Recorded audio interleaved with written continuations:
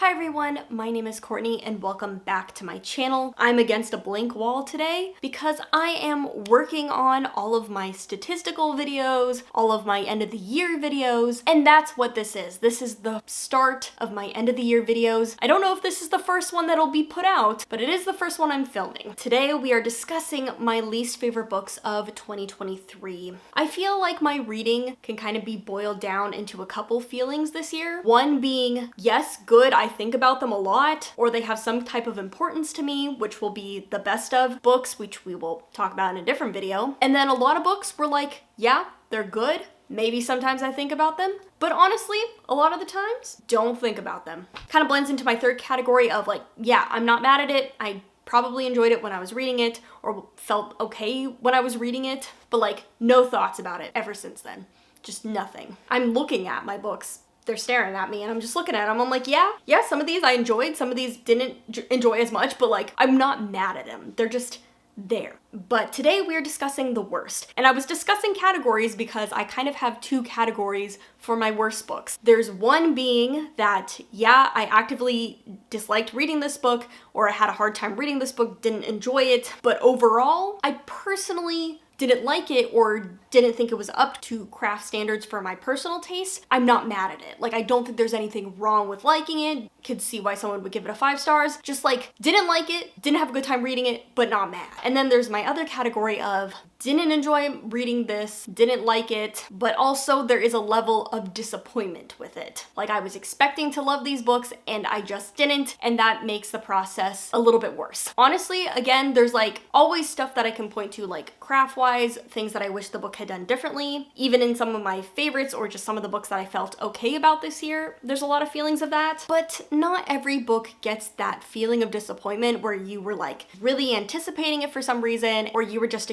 really expecting to like it, to be up your alley, or you enjoyed like the first section of it and were getting really hyped for it, and then it just disappointed you. That's what we're gonna do today. We're gonna start off, of course, with the books that I'm not mad about. For my honorable mention this year, I have Out There. This series has kind of consistently been on my least favorite of the year. This is a young adult queer anthology, and just a lot of times the stories don't hit for me personally. I don't feel like a lot of times they read as fleshed out full stories. This is an honorable mention this year because there were enough 5 and 4.5 stars, 3 to be exact, where I was like, these stories are so good that I am not mad about this series, this collection at all. Whereas for the second book in the series, I was kind of a little bit more disappointed with that one because I disliked a lot of the stories. Whereas this had a lot of stories, had a lot of meh stories, had some okay stories, but like the good ones in here, the ones that I really enjoyed, it buoyed it up to be an honorable mention. Not my least favorite of the year, not my worst, but I did have to talk about it because I feel like these books have consistently ended up on my least favorite. So starting off again with the category of I didn't enjoy this, but I'm not mad about it, we have In the Event of Love. I read a couple different Christmas books at the end of the year, and this is the one I liked least. I read a lot of adult romance this year, kind of getting into my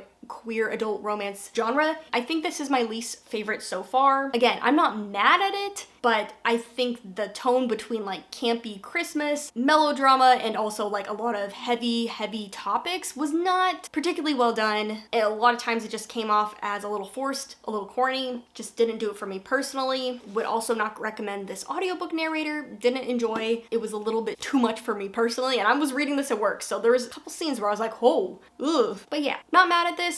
I would recommend it for holiday Christmas reads, just personally didn't do it for me. And that was a 2.5 stars. So there's a wide range of books in here. I don't think anything was a 4 where I had to be like, yes, this is technically good, but I didn't enjoy it. But there are 3 stars, including the next read I have in here, which is Our Wives Under the Sea by Julie Armfield. This was just middle of the road for me. I'm not mad at it. I just didn't love it for whatever reason. Didn't feel like it did anything for me personally. There is one quote in here that I liked. I tabbed that. Don't do a lot of, so obviously something hit for me. But this is a speculative kind of fiction, adult literary fiction novel about a woman whose wife goes under the sea on this voyage and comes back altered and changed, and she starts to morph. I don't know if I wanted more weird. I don't know if I wanted more body horror. I just wanted more something, you know? It just didn't give me anything. It didn't do anything super impressive or stylistically interesting for me personally. It just, not mad at it. Would understand if people really like this. Would understand if people really hate this. I'm just kind of middle of the road, but it was enough of kind of book for me to put it up here. The next book I have up here is another 3-star, and that is going to be A Winter's Promise. I was expecting to love this. I love the cover art for this series. It's a young adult fantasy with like a hate to love, enemies to lovers, brooding bad boy type, and like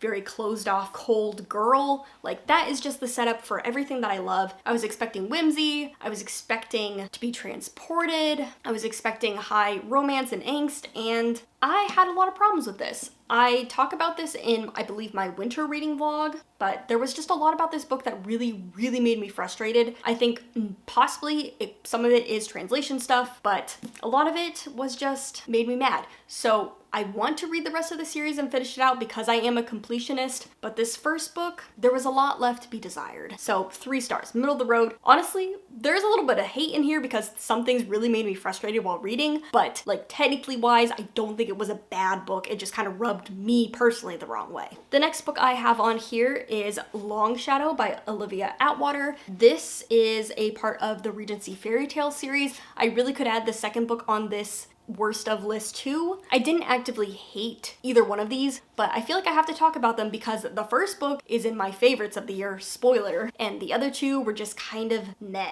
So like I said, Regency Fairy Tales, it's basically normally about a young woman who's coming into her own. There's some type of magical power, but it is set in like a Regency era setting. Actually, I think it is historical fiction, so it is our Regency era with a fairy tale twist because there are magical beings and magical powers. I went into the second book really expecting to love it because I loved that first one. It didn't quite do it for me in the romance category as well as the character development stuff. And then this one I got really excited for when I figured out that it was going to be a sapphic romance, and then it just ended up being okay.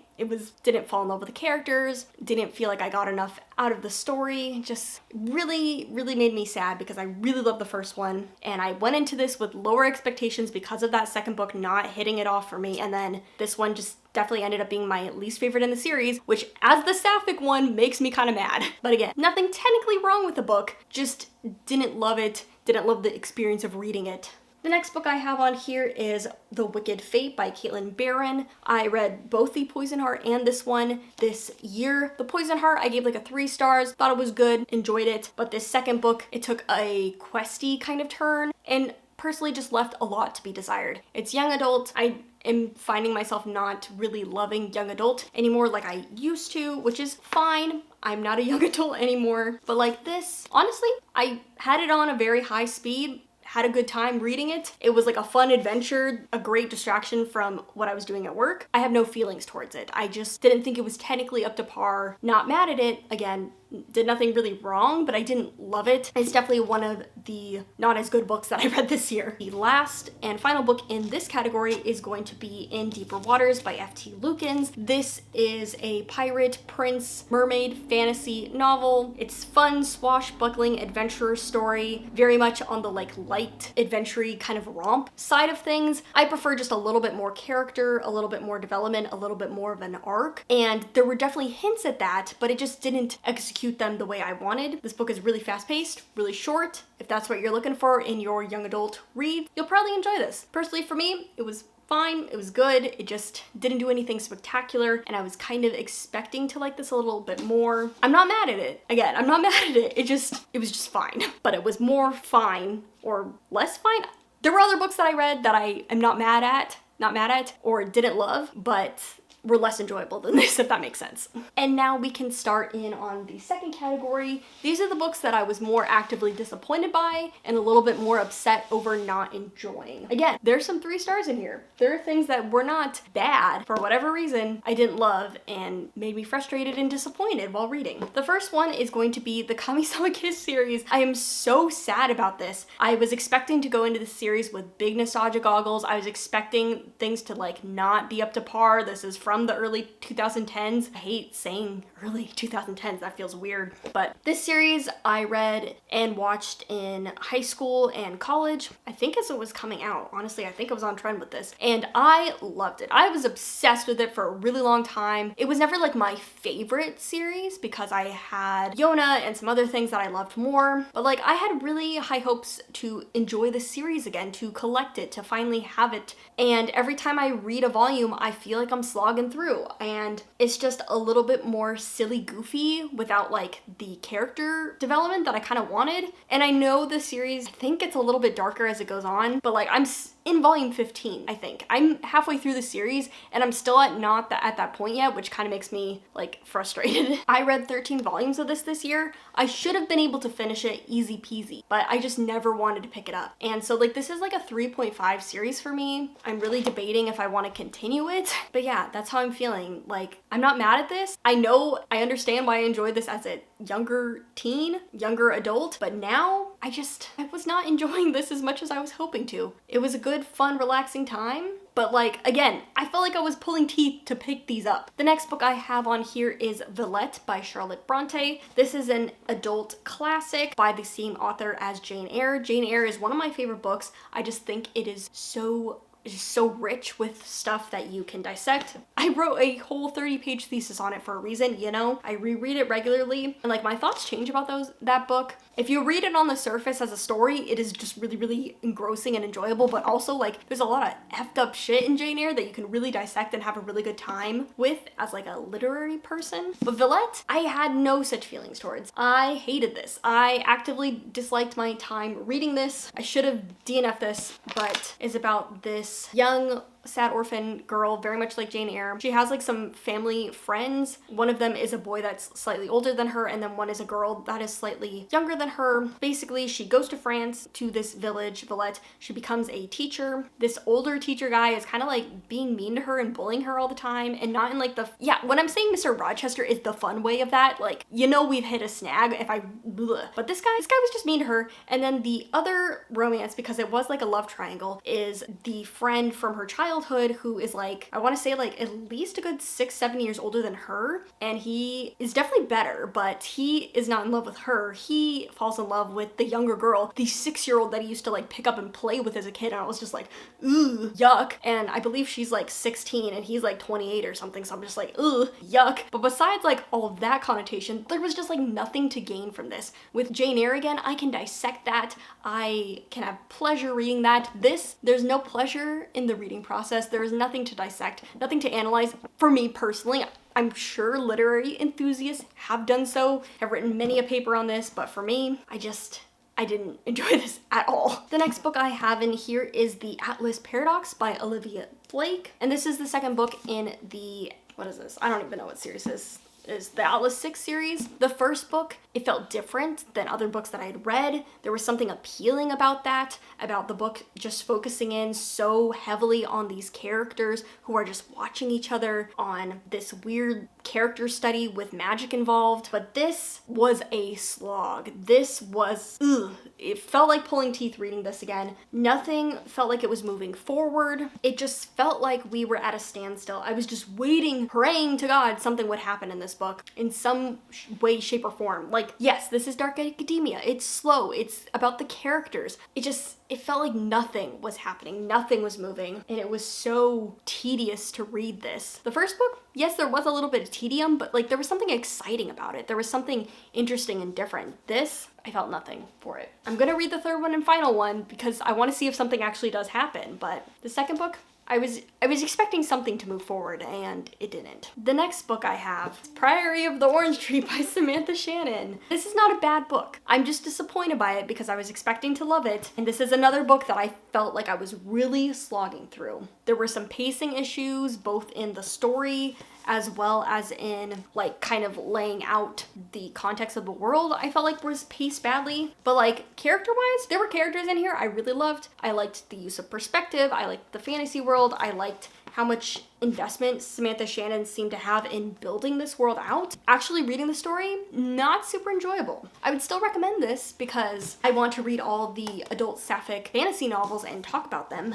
And like, I know there are readers out here who love this, but for me, it was just fine. Had to put it on here because I was heavily disappointed by it because I was expecting to love it. But like, honestly, like, I'm not mad that I didn't love this. Just disappointed, you know? It's not bad. I can see why people like this, but it just didn't end up being for me. I felt like I read a whole chunky ass fantasy and I wasn't blown away by it. And if I'm reading something this big, I want to be blown away by it. And then the final book that I have for my disappointing reads, as well as my least favorite reads of the year, I have Emily Wilde's Encyclopedia of Fae by Heather Fawcett. I have mixed feelings about. This is an adult fantasy novel. It very much feels Howl Sophie coded. It is about this like very uptight professor who is going to this, I think she goes to Norway, and she's recording these fairy stories, and then this guy who she has a beef with at her university, who is always up against her, springs himself onto her personal like study research. She is the uptight one who can't get along with anybody in the town. He is the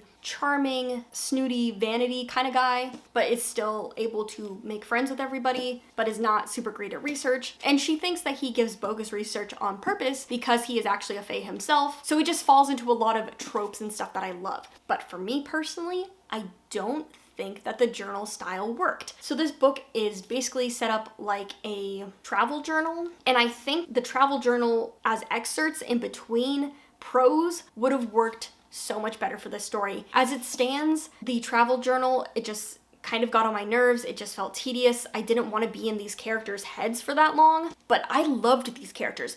They were campy and over the top and ridiculous, and I liked their dynamic, but if that was put at a distance where the prose got to play and be in third person and just kind of make fun and poke fun at these kind of over-the-top characters, I think it just would have worked so much better than having to be directly in these characters' heads, who are very stubborn, who are very headstrong, who have very definitive opinions and can be kind of naive and stubborn about things. It was very frustrating being in these characters' heads, which was annoying because, again, I really like these characters, but the style did not work for me. I'm still gonna read the second book. Man, this book would have been in my top books if it was with prose, which is awful to say because it's like the author had a design in mind. She had a way that she wanted to write this story.